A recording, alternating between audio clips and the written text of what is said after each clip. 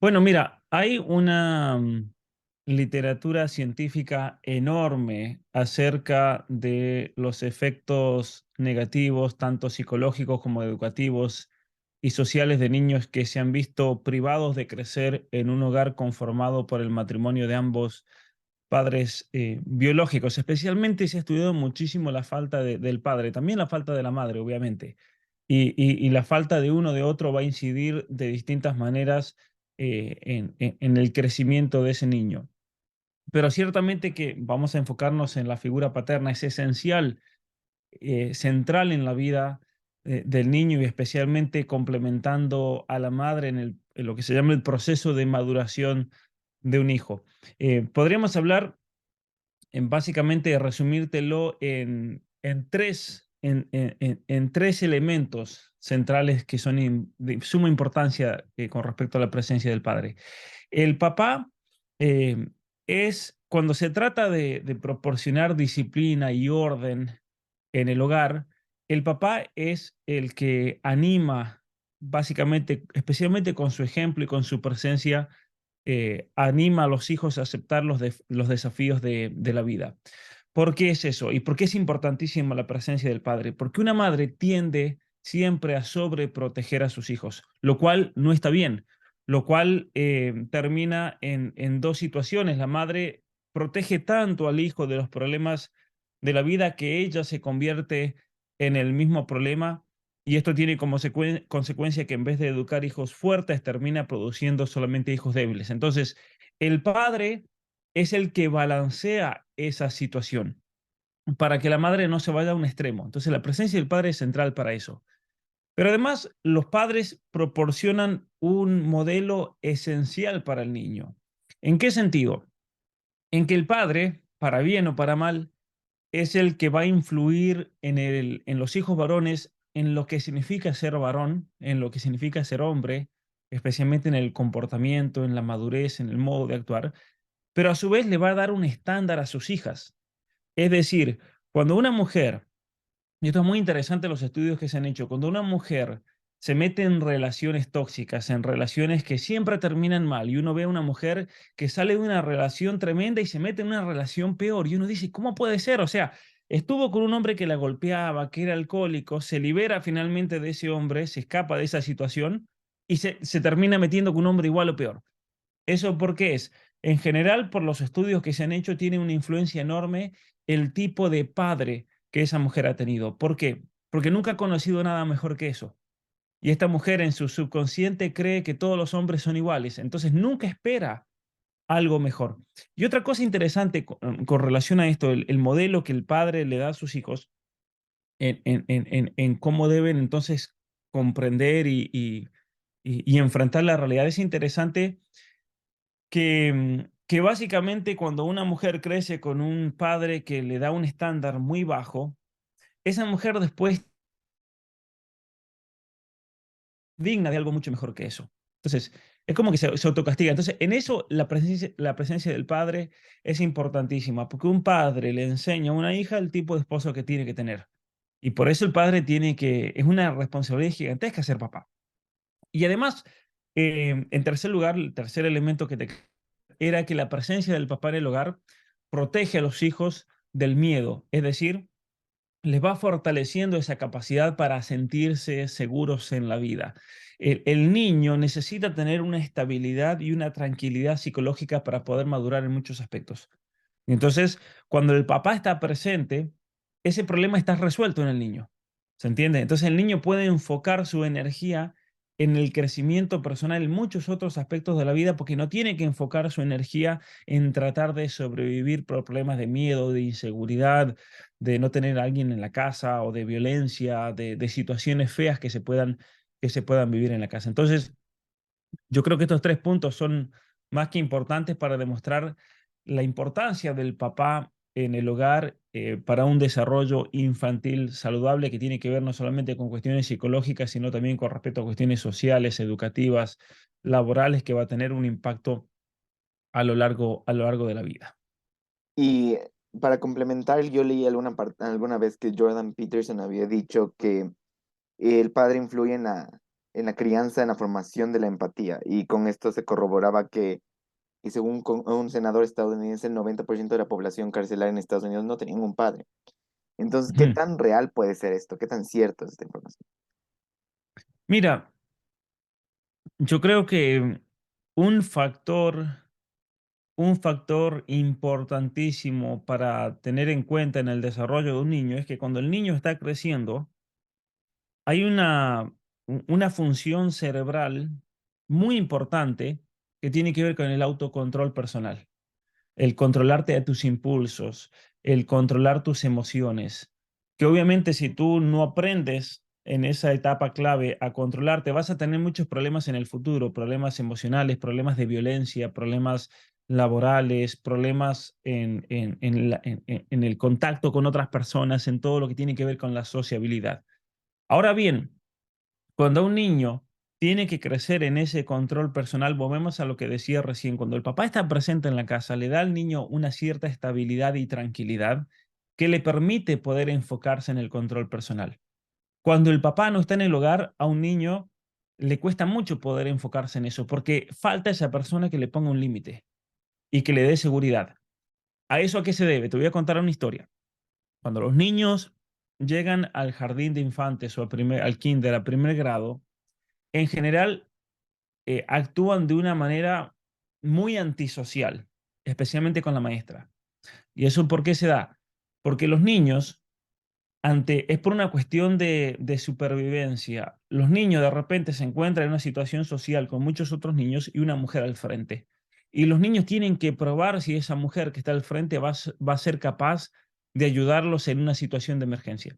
Ahora, un niño cuando reacciona con esos mecanismos no sabe que lo está haciendo, por qué lo está haciendo, pero el niño comienza a probar a esa maestra y la vuelven loca.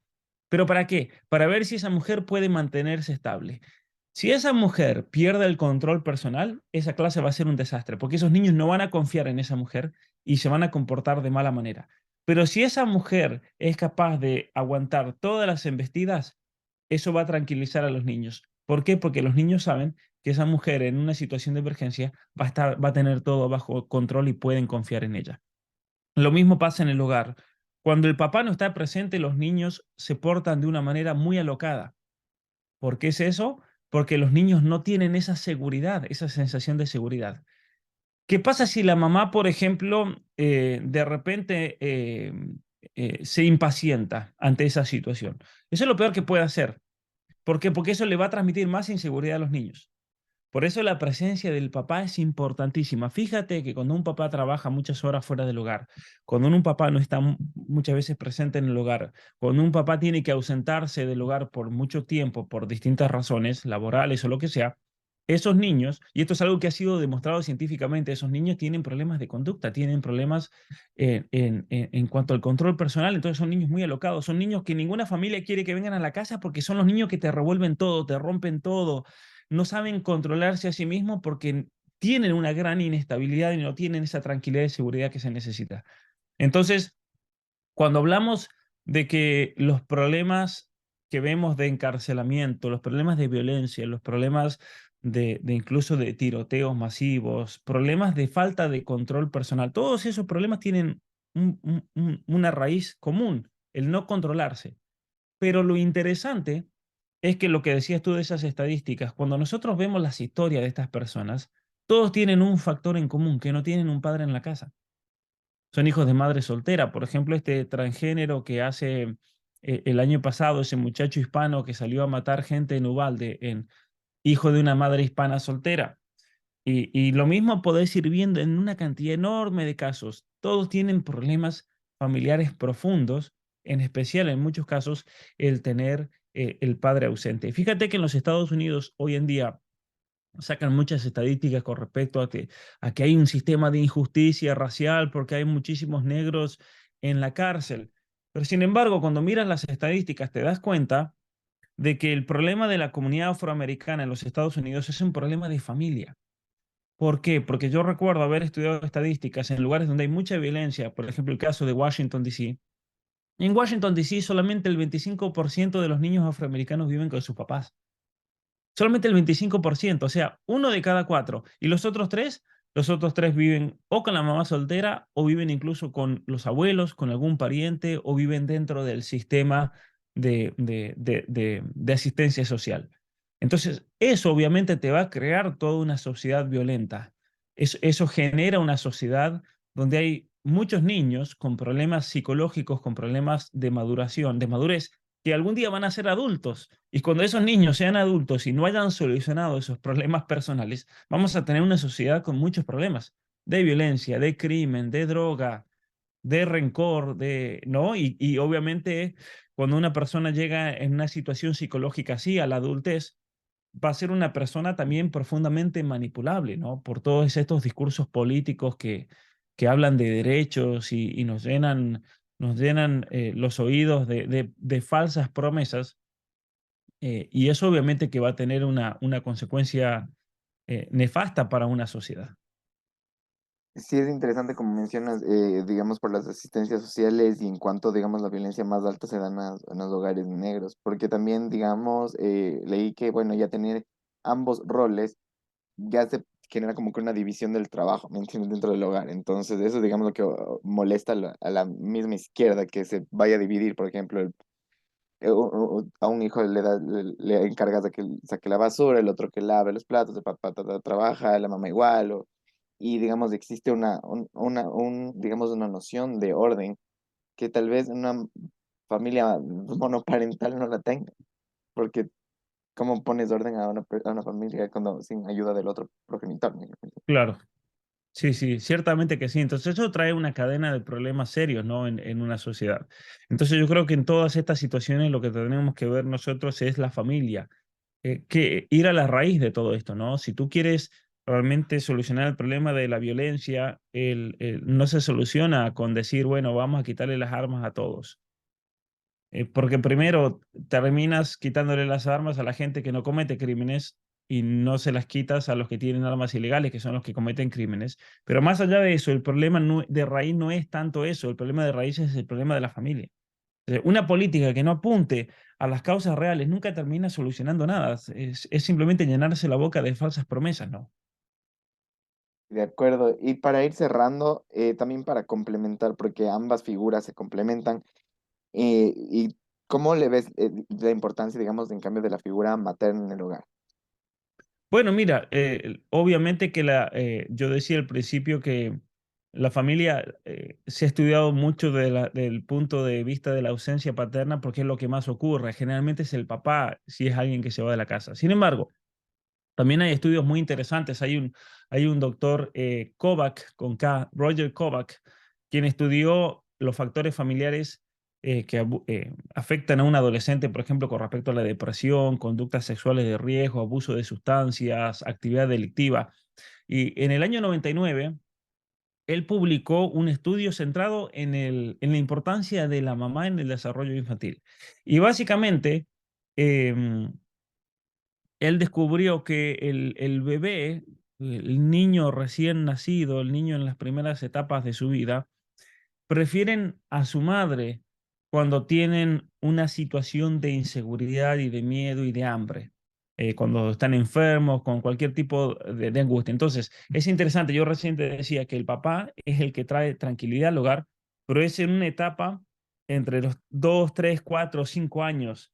Pero antes de esa etapa es la mamá la que le va a ofrecer eso. Entonces, por eso la importancia de tener una mamá. Y por eso los niños, por ejemplo, que son adoptados, los niños que pierden a la mamá, de muy temprano por distintas situaciones, son niños que van a manifestar todas estas inseguridades. La madre es la que le da más tranquilidad al bebé, más que el papá. Es la mamá la que tiende a transmitir más calma. Y la madre también es la que mejor responde a los llamados instintivos o los llantos distintivos de un bebé. Sabe reconocer, ¿por qué? Porque tiene una mejor capacidad que el papá para distinguir entre el llanto de hambre o el llanto de dolor o el llanto de miedo, ¿no? Eh, por una cuestión también genética que lleva a la mujer a desarrollar el sistema auditivo que capta ciertos sonidos, especialmente sonidos agudos, sonidos simultáneos, y los puede distinguir entre ellos, mientras que el varón escucha mejor la direccionalidad del sonido. Entonces se van complementando. Em, la madre también tiene mejor desarrollada una capacidad para poder distinguir las emociones en sus hijos, especialmente al mirar los rostros, las posturas, los gestos. La madre sabe leer mejor y por eso siempre dice que una mamá se da cuenta que le está pasando a, a un hijo. Y entonces los niños que se ven privados de la presencia de su madre en los primeros años de vida carecen de sentimientos, tienen relaciones superficiales, muestran tendencias hostiles, antisociales a medida que se van convirtiendo en adultos, ¿no? Entonces, esto es importante tenerlo en cuenta, ¿no? La presencia tanto del papá y de la mamá y cómo son tan complementarias las dos. Y cuando falta una a la vida, a ese niño obviamente se le va a hacer más difícil. Perfecto, yo creo que con estas respuestas que me acabas de dar son perfectas para el reportaje y quisiera agradecerte por tu tiempo y por, por la información que Perfecto, dispaste. Martín. Nos ¿Tú vemos, dónde Pablo. vives? Yo vivo en Ecuador, en Quito. Ah, muy bien, muy bien. Aprovecha ahí la belleza de tu ciudad. Sí, sí, sí, la tranquilidad que es. Sí, sí, sí. Muy bien. Un saludo enorme entonces. Nos vemos, Hasta Pablo. luego. Un Chao, gusto. chao.